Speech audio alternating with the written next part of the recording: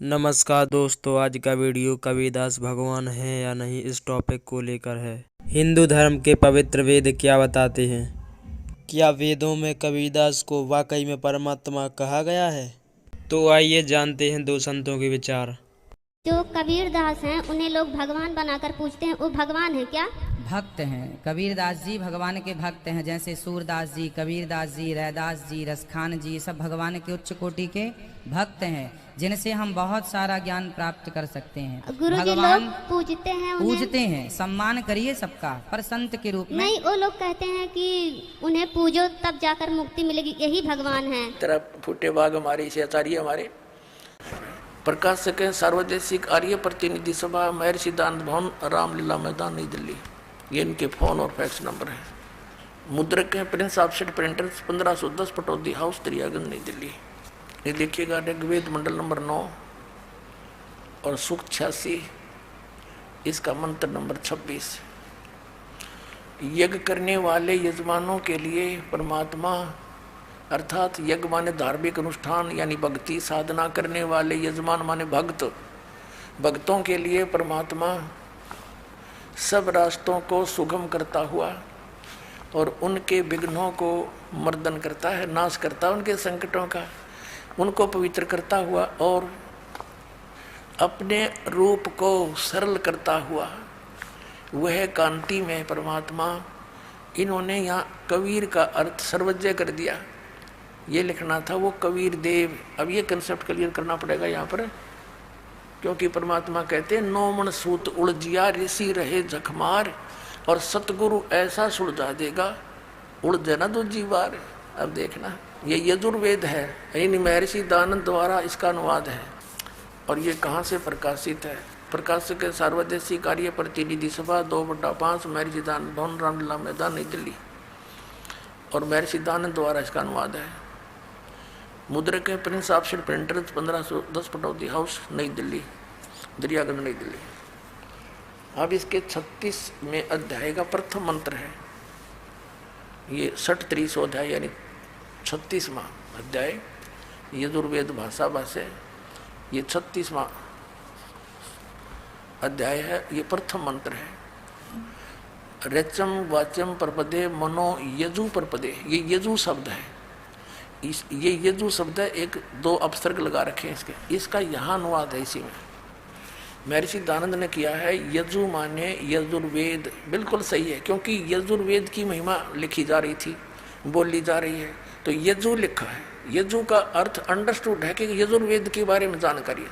तो जहाँ पर इन्होंने कवि कर दिया, कबीर का अर्थ कवि कर दिया, तो उसका अर्थ है कबीर देव। वो लिखना पड़ेगा, जहाँ प्रसंगवश परमात्मा की जहाँ महिमा चल रही होगी तो लिखना पड़ेगा कबीर का अर्थ कबीर देव।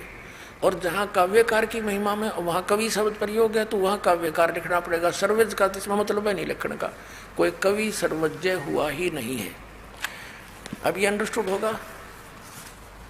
अब जहाँ पर ये कवि शब्द लिखा देखिएगा, ये वैसे मूल पाठ में दिखाएंगे आपको। ये है ऋग्वेद मंडल नंबर 9 और 10 इकट्ठा ही अनुवाद है।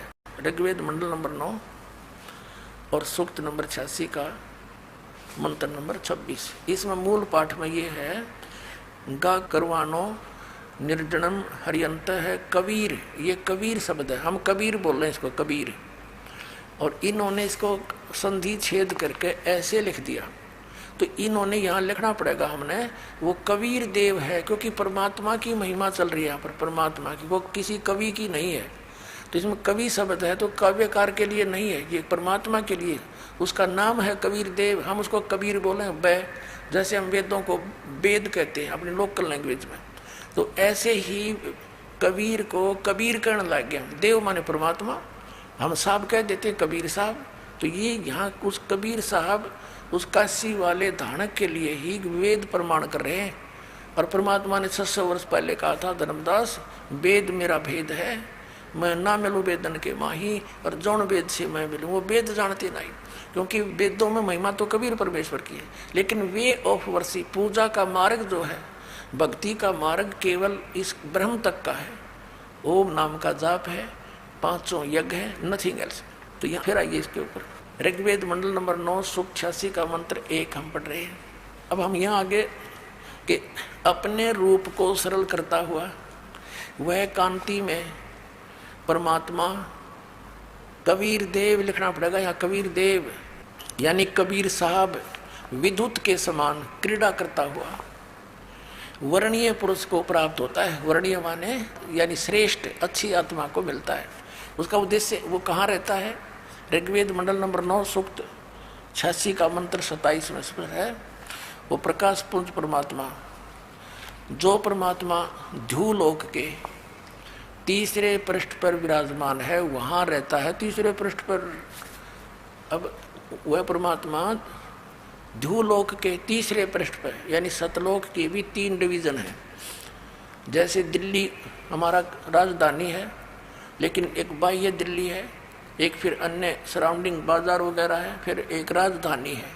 ऐसे उस तीसरे स्थान पर परमात्मा की राजधानी है, बाकी उसकी सृष्टि वहाँ पर अलग से। अब देखना ऋग्वेद मंडल नंबर 9 सूक्त 82 और मंत्र नंबर 1 में, जो सर्व उत्पादक प्रभु यानी सबकी उत्पत्ति करने वाला परमात्मा, प्रकाश रूप, सद्गुणों की वृष्टि करने वाला, पापों का नाश करने वाला, हरण करने वाला, वह राजा के समान।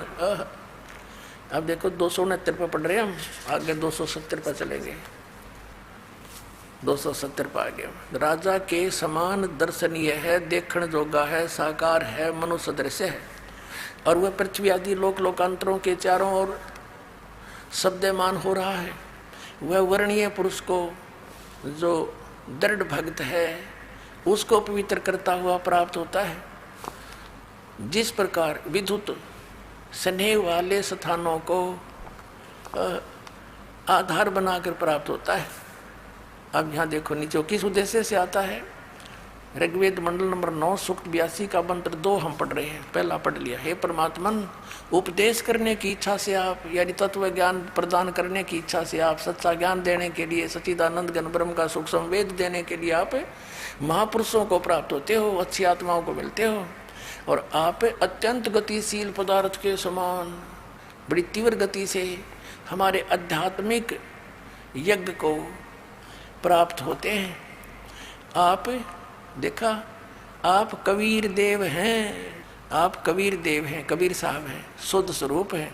हमारे पापों को दूर करके हे अमर परमात्मा आप हमको सुख दें। अपने आत्माओं, अब क्या सिद्ध हुआ कि परमात्मा मनुष्य सदृश है। पवित्र वेदों ने बता कि वो परमात्मा ध्युलोक के तीसरे पृष्ठ पे, यानी ऊपर तेजो में, ध्युलोक माने तेजो में, लोक में वो परमात्मा विराजमान है। और मनुष्य सदृश है, राजा के समान दर्शनीय है, वहां से चलकर आता है, अच्छी आत्माओं को मिलता है। तो ये लीला करी किसने है? परमेश्वर कबीर साहब ने, काशी वाले दानक परमात्मा ने, काशी वाले जुलाहे ने की। तो हु इज गॉड? कबीर